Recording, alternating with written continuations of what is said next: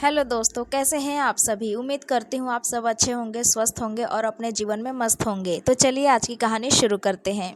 मेरा नाम कंचन है, मेरी उम्र 28 साल है और मैं दिल्ली की रहने वाली हूँ। आज मैं आप सभी को अपने पति के बारे में बताने जा रही हूँ। उम्मीद करती हूँ आप सभी से पूरा सुनेंगे। तो चलिए कहानी शुरू करते हैं।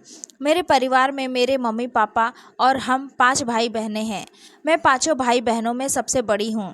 हमारा परिवार बहुत गरीब था। मेरी माँ पापा को हमेशा मेरी शादी की चिंता सताते रहती थी, क्योंकि शादी में पैसे ज़्यादा खर्च होते हैं।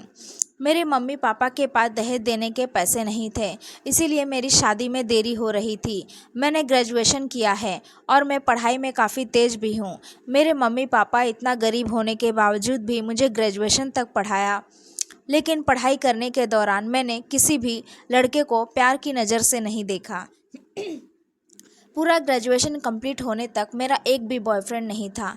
मुझे डर था अगर मैंने बॉयफ्रेंड बनाया तो कहीं मेरी पढ़ाई ना छूट जाए, इसीलिए इन सब के चक्कर में मैं कभी नहीं पड़ी। फिर ग्रेजुएशन पूरा होने के बाद मैं घर पर बैठ गई। एक दिन मेरी माँ ने कहा, इतना पढ़ाई कर ली लेकिन कहीं इससे कोई मिला नहीं। मैंने माँ से कहा, यह तू पहले बोली होती। मेरी ज़िंदगी में तो बहुत से लड़के आए थे, लेकिन मैंने किसी को भाव नहीं दिया। मुझे लगा तू मेरी पढ़ाई छुड़वा देगी, इसीलिए सबको मैंने मना कर दिया। अब पूरी पढ़ाई ख़त्म होने के बाद तू बोल रही है कि तूने किसी को पसंद नहीं किया। फिर मैं अपनी माँ को कहा, मम्मी अगर मैं किसी को पसंद कर लूँ तो तुम मेरी शादी करवाओगी ना उससे। मेरी मम्मी ने कहा, पहले पसंद तो कर।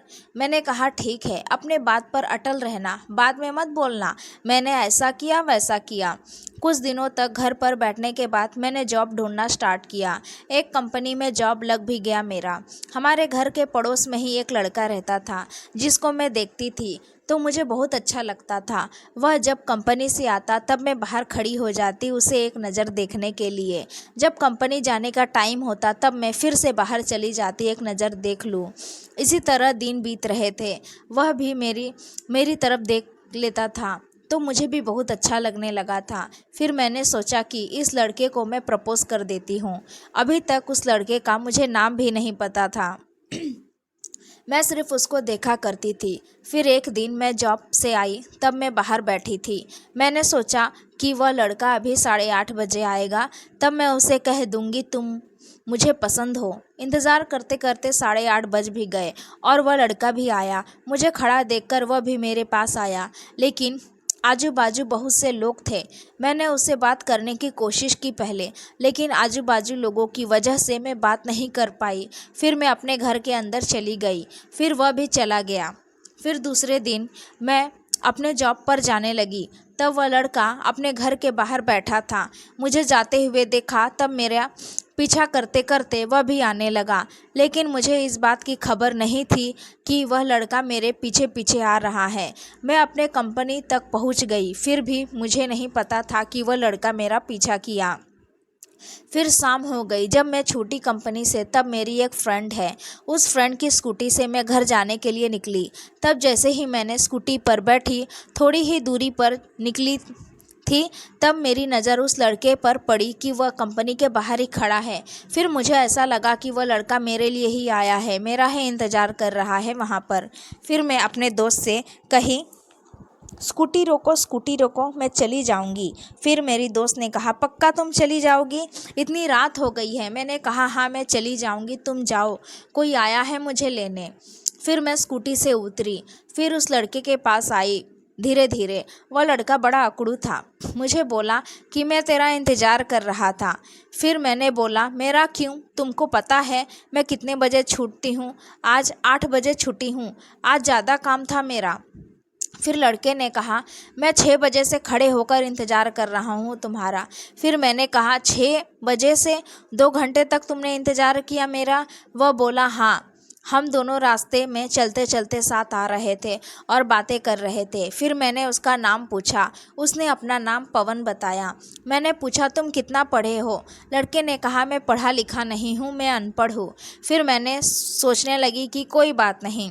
फिर मैंने उसको प्रपोज़ किया और बोला, आई लव यू। उसने भी कहा, आई लव यू टू। इस दिन इसी तरीके से बीत रहे थे। हमारे बीच फ़ोन पर बहुत बातें होने लगी। जब भी मैं जॉब के लिए जाती तब रास्ते में बात करते करते जाती। सब कुछ अच्छी तरीके से चल रहा था। फिर एक दिन मैंने सोचा मम्मी को बता देती हूँ, क्योंकि मम्मी ने कहा था कि कोई लड़का आज तक पसंद नहीं की है। मैंने मम्मी को बताया कि मैंने एक लड़का पसंद कर लिया है। तब माँ ने कहा कौन है वह लड़का, जल्दी बता, कितना पढ़ा लिखा है। मैंने कहा मम्मी वह लड़का पढ़ा लिखा नहीं है, वह अनपढ़ है और हमारे जात का भी नहीं है। मम्मी ने तुरंत शादी से इनकार कर दिया। भाई ने भी शादी से इनकार किया। बोला कि अगर पढ़ा लिखा रहता तो मैं तेरा साथ देता। जात पात को मैं भी नहीं मानता, लेकिन सिर्फ वह लड़का पढ़ा लिखा चाहिए था। तू ग्रेजुएशन पूरा की है और तू एक अनपढ़ लड़के से शादी करेगी? हम तेरी शादी उससे नहीं करेंगे। फिर मेरा भाई मुझ पर नज़र रखने लगा। मैंने बहुत समझाया अपने भाई को, मम्मी को, लेकिन कोई भी शादी के लिए तैयार नहीं हुआ। दिल लग गया था पवन से, एक झटके में ही कैसे टूट जाता। मम्मी के कहने पर ही मैंने ज़िंदगी में किसी से प्यार किया। अब प्यार तो देखकर नहीं होता है कि वह पढ़ा लिखा है कि नहीं है। मुझे थोड़ी ना पता था कि वह अनपढ़ है। पहले तो मुझे प्यार ही हुआ, बाद में मुझे पता चला कि वह लड़का अनपढ़ है। तो अब मैं इसमें मेरी क्या गलती है? अब यह जान लूँ कि वह अनपढ़ है तो मैं अपने प्यार को भुला दूँ? ऐसा मैं नहीं कर सकती। लाख समझाने के बावजूद भी मेरी मम्मी और मेरा भाई शादी के लिए तैयार नहीं हो रहे थे। मेरा फ़ोन मुझसे छीन लिए थे और बोले थे बात मत करना आज के बाद। 2 दिन तक मेरे से पवन से बात नहीं की फ़ोन पर, लेकिन फिर 2 दिनों के बाद मुझे दे दिए, क्योंकि मैं जॉब पर जाती थी और बिना मोबाइल के कैसे जा सकती थी।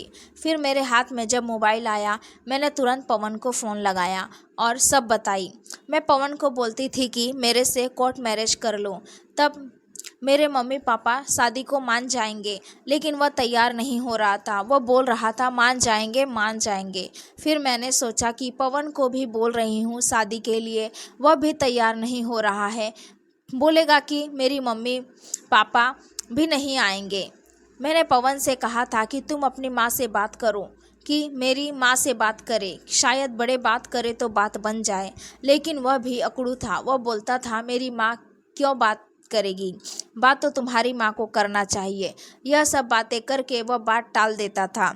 फिर मेरे दिमाग में एक आइडिया आया। मैंने सोचा कि अगर मैं प्रेग्नेंट हो गई तब तो सबको शादी के लिए मानना ही पड़ेगा, तब तो किसी के पास कोई चारा नहीं बचेगा। फिर थोड़े दिनों के बाद हमारे बीच, मेरे और पवन के बीच संबंध भी बने, जिसके कारण मैं प्रेग्नेंट हो गई। लेकिन मुझे इस बात का पता नहीं चला कि मैं प्रेग्नेंट हूँ। मुझे 3 महीने के बाद पता चला कि मैं प्रेग्नेंट हूँ। उस समय पवन गाँव था। जब मुझे इस बात का पता चला, मैंने सोचा इसको अभी नहीं बताऊंगी फ़ोन पर, जब हमारे यहाँ पर आज आ जाएगा तब उसे बताऊंगी। नहीं तो क्या पता वह मुझे छोड़कर ही भाग जाए या फ़ोन ही ना उठाए, गांव में ही रहे। मैं तो उसका गांव भी नहीं जानती, मैं सिर्फ उसका नाम जानती थी और यह जानती थी कि वह यहाँ पर रहता है और वह किराए के मकान में। हमारा तो खुद का मकान है यहाँ पर। लेकिन मुझे एक बात अच्छी नहीं लगी कि मैं शादी से पहले ही प्रेग्नेंट हो गई। मैंने सोचा अगर यह बात किसी को भी पता चल गई तो बहुत बुरा होगा मेरे साथ।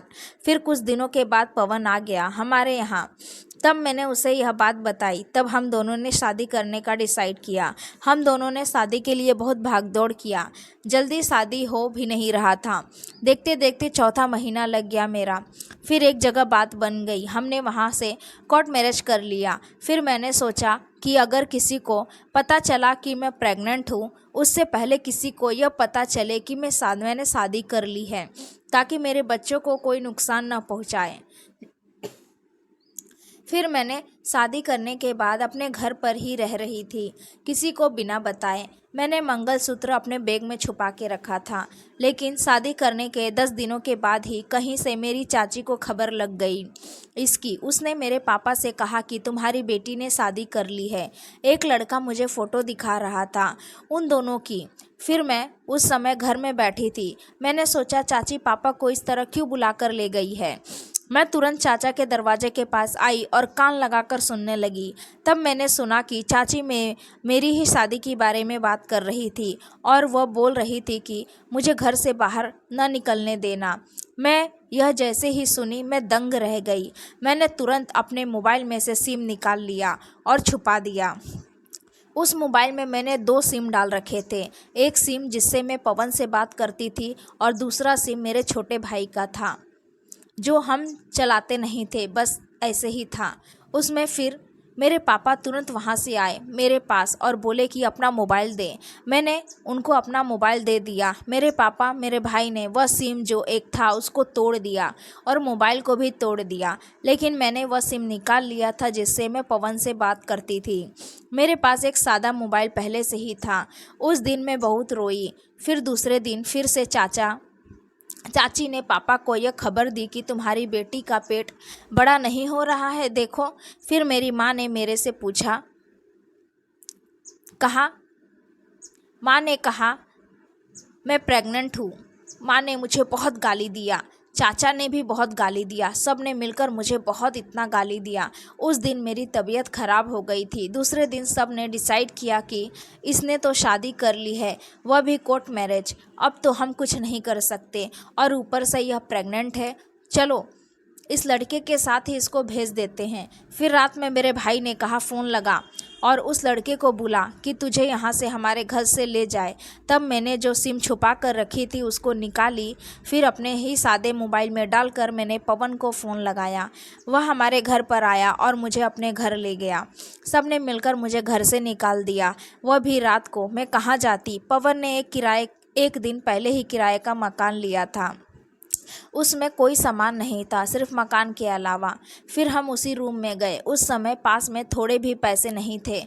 घर से निकलते वक्त मेरे भाई ने मुझे कुछ पैसे दिए थे, बस वही पैसे थे मेरे पास। पवन के पास भी उस वक्त पैसे नहीं थे। फिर हम रात को किराए के मकान में आए। वहाँ के पास में ही एक भाभी थी, उन्होंने हमें उस दिन खाना खिलाया था और हमारे पास तो सोने के लिए बिस्तर भी नहीं था। मैं जो थोड़े बहुत कपड़े अपने साथ लाई थी उसको ही बिछाकर हम सोए थे। फिर दूसरे दिन मेरे भाई ने जो पैसे दिए थे उसी से घर का सामान धीरे धीरे आया। फिर एक महीने के बाद मेरे को पेट में बहुत दर्द होने लगा। वक्त से पहले ही मेरी डिलीवरी होने वाली थी। घर के इतने प्रेशर के बाद मैं बार बार बेहोश होने लगी थी। एक दिन में कम से कम 5-6 बार बेहोश तो हो ही जाती थी, पता नहीं क्यों। मैंने एक बेटे को जन्म दिया।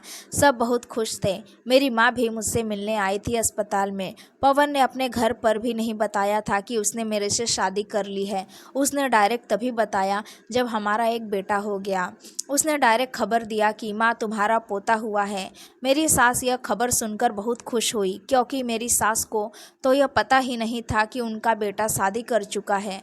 इसीलिए अगर वह जान जाती कि वह मेरे से शादी करेगा तो शादी नहीं होने देती शायद। इसीलिए पवन ने अपनी माँ को यह बात नहीं बताई थी। उसने सोचा होगा डायरेक्ट बच्चा होगा तभी बताएगा, तब मेरी माँ को भी कुछ नहीं कर पाएगी। दोस्तों, उम्मीद करती हूँ आपको हमारी कहानी पसंद आई होगी। कहानी पसंद आई है तो वीडियो को लाइक करें, अपने दोस्तों के साथ शेयर करें, मेरे चैनल को सब्सक्राइब करें, नोटिफिकेशन बेल को ज़रूर दबाएं ताकि आने वाली हर वीडियो की अपडेट सबसे पहले आपको मिले। Thanks for watching video.